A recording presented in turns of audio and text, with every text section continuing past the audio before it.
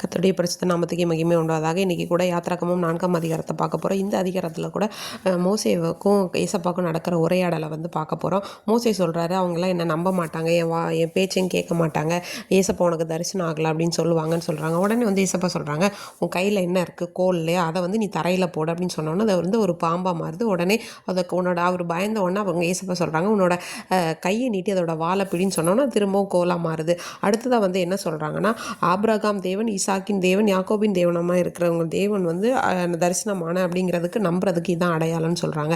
அடுத்து வந்து இன்னொன்று அடையாளம் சொல்கிறாங்க, உங்கள் கையை மடியில் போடுன்னு சொல்கிறாங்க. அவங்க போட்டுட்டு எடுத்து பார்த்தா ஒரு உறைந்த மலையை போல் ஒரு வெண்குஷ்டம் ஆயிடுச்சு. திரும்பவும் உன்னோட மடியில் போடுன்னு சொல்லிட்டு வெளியேடுன்னு பார்த்தா அதுக்கப்புறம் பார்த்தா அது நல்ல மற்ற சதை மாதிரி ஆயிடுச்சு.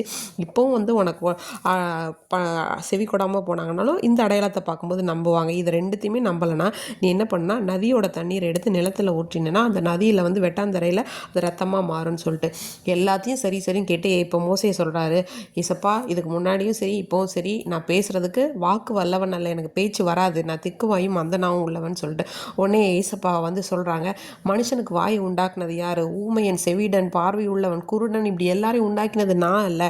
அப்போ எனக்கு தெரியும், அதனால நீ போ, உனக்கு நீ என்ன பேசணுங்கிறத உன் வாயோட இருந்து நான் போதிப்பேன் அப்படின்னு சொல்கிறாங்க.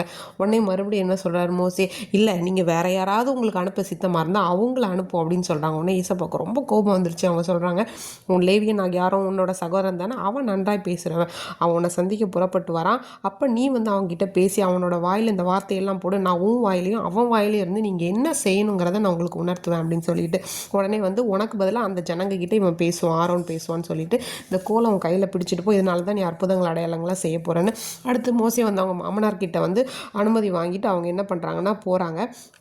அவங்க பிள்ளைகளும் அப்புறம் அவங்க மனைவி எல்லாருமே சேர்ந்து என்ன பண்ணுறாங்கன்னா போகிறாங்க. அப்போ வந்து ஏசப்பா சொல்கிறாங்க, நீ வந்து எகிப்தில் திரும்பி போய் சேர்ந்ததுக்கப்புறமா அங்கே இருக்கிற அற்புதங்கள் எல்லாம் பார்வோனுக்கு வந்து பார்க்கும்படி நான் செய்வேன், அவனோட இருதயத்தை கடினப்படுத்துவேன், ஆனாலும் நான் அவங்க கூட வந்து இருப்பேன் அப்படின்னு சொல்லி நீ வந்து பார்வோன்ட்ட என்ன சொல்லணும்னா, இஸ்ரவேலை நீ போக விடலைன்னா உன்னோட சேஷ்ட புத்திரனை நான் வந்து சங்கரிப்பேன் அப்படின்னு வந்து சொல்லணும் அப்படின்னு. அப்புறம் வந்து வழியில் ஏசப்பா வந்து அவனுக்கு எதிர்பட்டு அவனை வந்து சந்திக்கிறாங்க. அதுக்கப்புறம் வந்து அவங்க மனைவி வந்து அவனோட குமாரனோட நுனித்தோலை வந்து அறுத்து எறிகிறாங்க. அப்புறம் ஏசப்பா என்ன பண்ணுறாங்க அப்படின்னா, கர்த்தர் வந்து ஆரோனை பார்த்து சொல்கிறார், நீ வனாந்தரத்தில் வந்து நீ மோசேக்கு எதிர்த்தாப்புல நீ போ, அவன் வந்து உன்னை வந்து பார்க்க வரான் அப்படின்னு சொல்லிட்டு சொல்கிறாங்க. அடுத்து வந்து மோசேவும் ஆரோனும் வந்து சந்திச்சுக்கிறாங்க. அப்போ எல்லா விஷயங்களையும் வந்து சொல்கிறாங்க. கர்த்தர் வந்து மோசேக்கு சொல்ல சகல வார்த்தையை என்ன பண்ணா ஆரோன் கிட்ட சொல்லி ஜனங்களுக்கு முன்பாக எல்லா அடையாளங்களையும் செய்கிறாங்க. ஜனங்களும் நம்பினாங்க.